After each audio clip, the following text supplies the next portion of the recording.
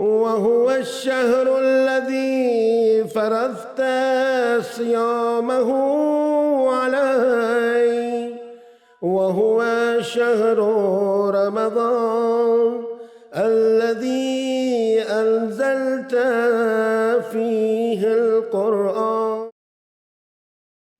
बिस्मिल्लाहिर्रहमानिर्रहीम अल्हम्दुलिल्लाहि वस्सलातु अला अहलिहा अम्मा बाद अस्सलामु अलैकुम वरहमतुल्लाहि वबरकातुहू अल्लाहुम्मा सल्लि अला मुहम्मद व आले मुहम्मद। हिकु सवाल कयो थो वञे त मुसाफ़िर खे चइनि जॻहियुनि ते नमाज़ पूरी पढ़ण जो इख़्तियार आहे। मस्जिद नबवी में, मस्जिदुल हराम, मस्जिद कूफ़ा ऐं गुंबज़ अमीर अल मोमिनीन जे हेठां। छा मुसाफ़िर इन्हनि जॻहियुनि ते अगरि वञे त उहो रोज़ो रखी सघे थो या रोज़ो नथो रखी सघे?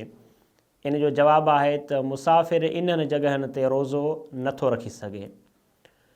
उनखां बाद इहो सुवालु आहे त उहो मुसाफ़िर जेको कसीर सफ़र आहे याने घणा सफ़र करण वारो आहे, मसलन ड्राइवर आहे, कंहिंजी नौकरी आहे, उस्ताद आहे, इंजीनियर आहे, डॉक्टर आहे। कसीर सफ़र उन माण्हू खे चयो वेंदो आहे जेको हफ़्ते में घटि 3 ॾींहं 44 किलोमीटर अच ऐं वञ करे त उहो कसीर सफ़र शुमारु कयो वेंदो आहे।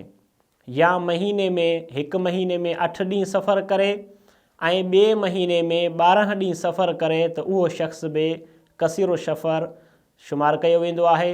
हिन शख़्स जे लाइ पंहिंजे सफ़र में रोज़ो रखणु वाजिबु आहे, याने कसीर सफ़र जो रोज़ो क़ज़ा नाहे थींदो, हिन जे मथां रोज़े जो रखणु ज़रूरी ऐं वाजिबु आहे।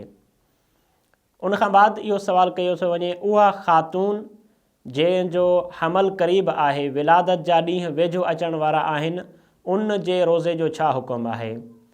उहा ख़ातून जंहिंजी डिलीवरी वेझो आहे याने 8 महीनो हले थो या 9 महीनो हले थो, अगरि हिन जो रोज़ो रखणु हिन जी सिहत जे लाइ या हिन जी ॿार जी सिहत जे लाइ बाइस ज़रर हुजे त ही ख़ातून रोज़ो न रखे ऐं हर ॾींहं जे एवज़ 1 मुद ताम याने 750 किलोग्राम एवज़ खां फ़क़ीर खे ॾिए ऐं जॾहिं इहो उज़ुर ख़तमु थी वञे त बाद में हिन रोज़े जी क़ज़ा करे। वस्सलामु अलैकुम वरहमतुल्लाहि वबरकातुहू।